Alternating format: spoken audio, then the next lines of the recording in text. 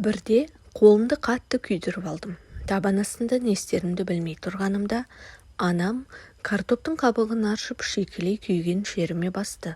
Сәлден кейін қолымның ашығаны басылып қалды. Одан кейін анам тағы бір картоптың қабығын аршып, оны жақсылап жуған соң, үккіштің майда көзінен өткізіп, оған бір шай қасық бал араластырды. Оны дәкеге жұқалап жағып, менің қолымды таңып тастады. Осылайша күніне 2 рет ауыстырып таңып жүрдік. 10 шақты күннен кейін қолымның күйген ізі де білінбестен жазылып кетті. Бір күні ағам қорада абайсыздан аяғын жарақаттап алды. Анам үйде жоқ болатын. Қанын тоқтату үшін йод жақтық та, аяғын дәкімен таңып тастадық та жаттық. Кешкісін аяғын шешейін десек, дәке жабысып қалған. Жылы сумен жібітіп шешіп алып, сықпа майлардың бірін жағып қояйық десем, оған да көнбейді.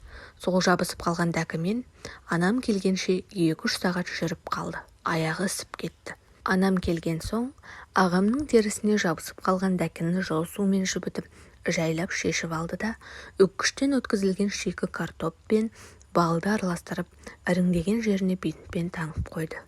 Мен бұған таң қалып, бұл күйіп қалғанды ғана жазбай ма деп сұрадым. Ал анам оның күйіп қалғанды ғана емес, теріні кесіп немесе тіліп алғанда, іріңді жараларда тіпті терінің қабынуында да жағып қолдануға болатындығын айтты. 2-3 күнде-ақ ағамның аяғындағы ірің кетіп, ісігі басылды. Бірақ анам оның аяғына өзі жасайтын майын әр 2 сағат сайын ауыстырып, қадағалап отырды. Мен осылай картопты емге қолдануға болатынын білдім. Құрметті көрермен, бүгінгі назарларыңызға ұсынған ақпарат пайдалы болса, арнаға тіркеліп, қоңыраушаға басуды ұмытпаңыз. Бұл мені одан сайын пайдалы ақпарат жасауға шабыттандырады.